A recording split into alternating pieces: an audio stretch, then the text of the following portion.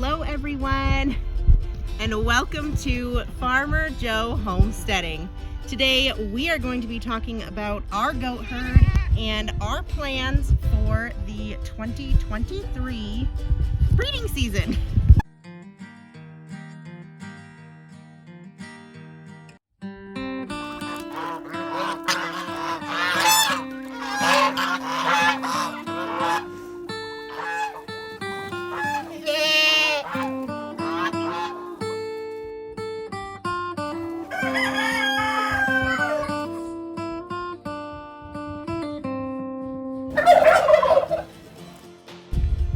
So if you have been following our channel for a while, you would know that we have grown our herd substantially this year. We started out 2023 with just 4 goats, and now we have a herd of dairy goats, a herd of meat goats, and our own billy goats. So this year has definitely been a really big year for us here on the homestead, and I can't wait, and Jessie can't wait to tell you all about our breeding plans this year. So we have 2 billy goats, which gives us some options with our herd. We have our first billy goat that we bought, Buddy. Buddy is a purebred Saanen, and he actually bred our girls in the spring because we had some issues and weren't able to get to the girls bred to the neighbor's billy. So we bought him in February and he bred all of the girls. So now we are looking forward to using him for the fall breeding season and have an extra doe to breed to him this year. Our other billy is Finn. Finn is a purebred Kiko, and he is a really nice boy. He is actually a quad, so we have the potential to have more multiples on the farm.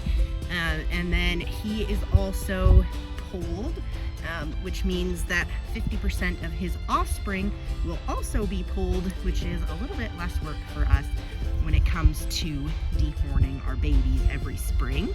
So we are really looking forward to him and the potential we have for our meat herd with him as our herd sire for the meat girls. Well, we are going to start with the dairy herd and start with our herd matriarch, Mama.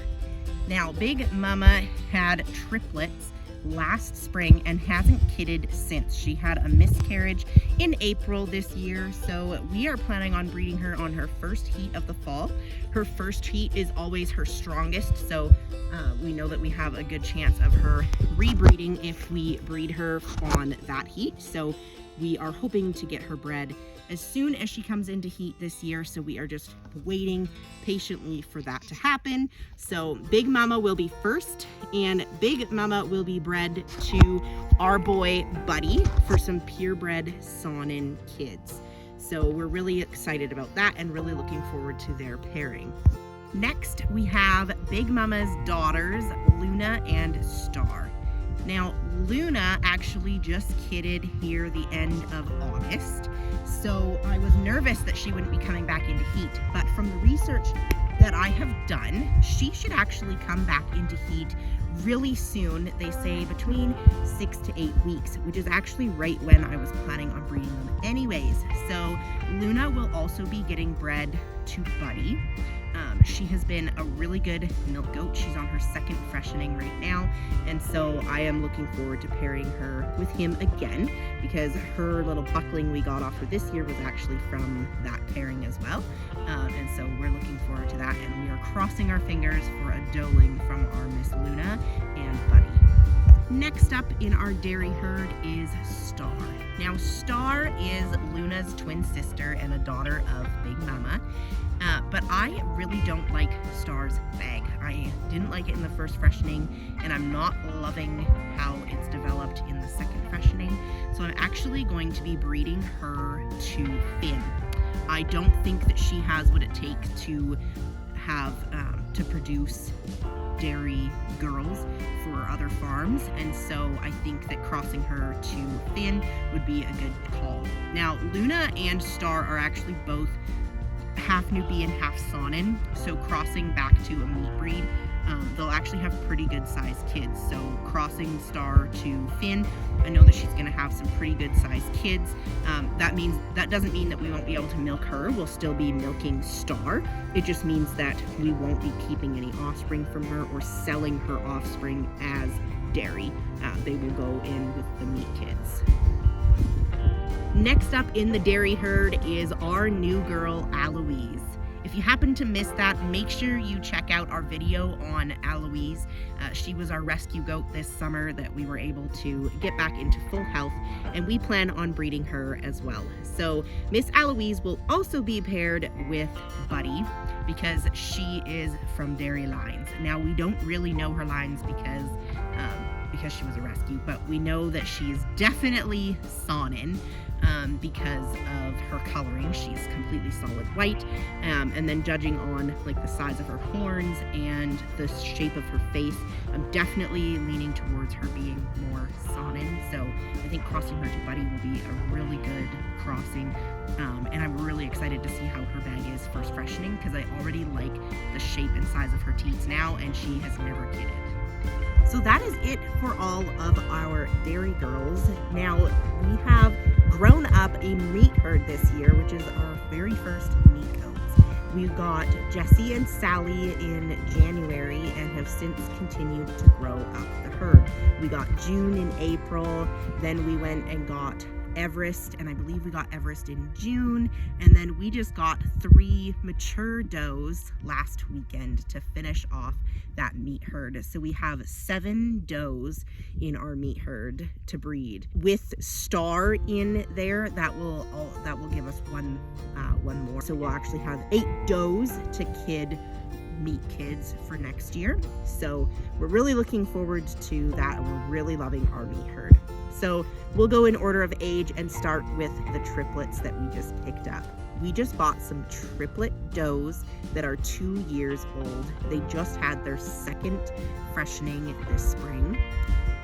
These girls are really nice, and I'm really excited about them. Their mom is an Alpine Boer cross, and their dad, I'm assuming, is a Boer as well, because they definitely have that Boer look to them. With their mom being a milk Alpine, these girls actually have some pretty good sized bags, and I've actually been milking Miss Ivory. These girls, being triplets, their names are Ivy, Ivory, and Indigo, and we are really excited to have them a part of our herd. All 3 of these girls we planned on breeding to our buck Finn, but one of the girls actually happened to get bred by an escapee Billy at their previous farm. So Indigo is actually bred to a La Mancha Boer buck, and so she will be kidding in very beginning of February from this buck at her previous farm. And then the other 2 girls we plan on breeding to Finn. So we're looking forward to this cross and having some really nice stocky meat kids from these girls. The next up, we have our bottle babies that we raised. We have Jessie and Sally. Now Jessie and Sally are also commercial does, so they are Kiko Boer Nubian mixes. So we plan on breeding them to our Finn as well for some nice meat kids. And we also have June, who it came from the same farm as Sally and Jessie, so she will also be bred to our buck Finn. And Everest, who we picked up in the beginning of summer, she is actually half Alpine, half Kiko. Her dam is a really nice Alpine doe with a nice udder, so we actually plan on milking Everest as well. And we will be bred to Finn because her kids would be quarter Alpine, 3/4 Kiko on that cross. So really looking forward to that cross as well, and she is a really cute little doe. We just put a halter on her today to try and tame her up because she is dam raised. She's definitely our least friendly of all of our does, so we're hoping to get her tamed up a little bit as well. So that is all of our current does and our plans for breeding. Now, in addition to just plans for breeding, I wanted to talk to you guys a little bit of the schedule and the plans for actually breeding the girls. So the plan is to have beginning to mid March, and then have the first fresheners, the first timers, all kid mid April. So that gives them a month apart from each other. That will help me because this will be the most goats we've ever kidded, but it will also be really good for the girls. Mama especially is a stealer, so having her due early in the year will be huge. So Indigo is already due the very beginning of February, so once Mama starts cycling, we will go ahead and breed her right away, which will likely give us a February kid as well. So those two girls will kid in February. Now, the rest of the herd we plan on breeding for that beginning to mid-March time.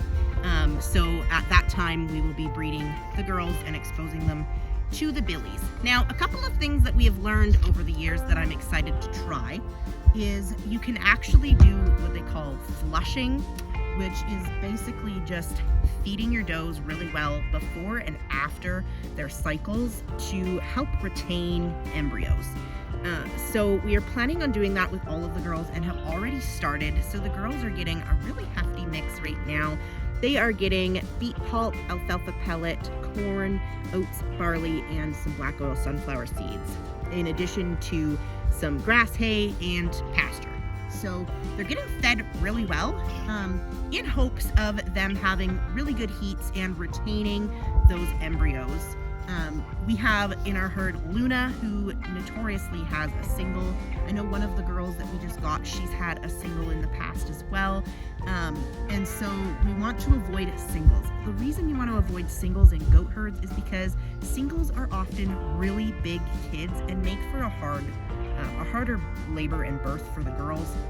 And so we want to avoid that, and we're hoping for twins in as many girls as we can, just because it seems to work out better for the girls overall. So by flushing the girls, we're hoping for that. Especially having this drought year, it just makes sense to give our girls a little bit extra to hopefully increase those chances. The other reason for breeding them at separate times is it's actually better. The mature does kidding first can actually be really good for the younger does to kind of learn the ropes. Learn a little bit from the older mature does on mothering and how to care for their little ones. It also means that if we have any of these first fresheners have issues and they aren't able to feed their kids right away, or they have multiples and can't feed them all, that if we have those other girls already kidded and in milk, then we have colostrum and milk available for all of those first freshener kids as well. So it's just a lot of planning ahead on our part to make sure that these girls have the best possible experience for their first time.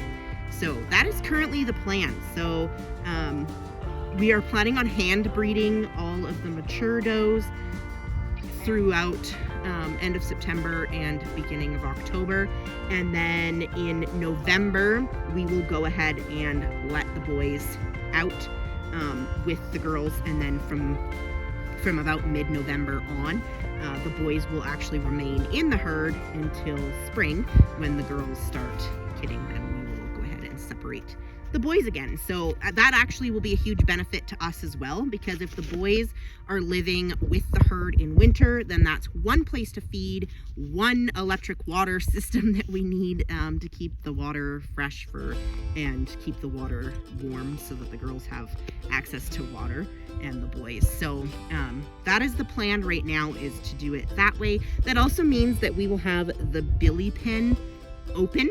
And since we have some girls that will be due in February, that means that we'll have a really nice insulated shelter in there that we can separate those does that are expecting. So that is tentatively the plan for the 2023 breeding season, so that we have a successful 2024 kidding season.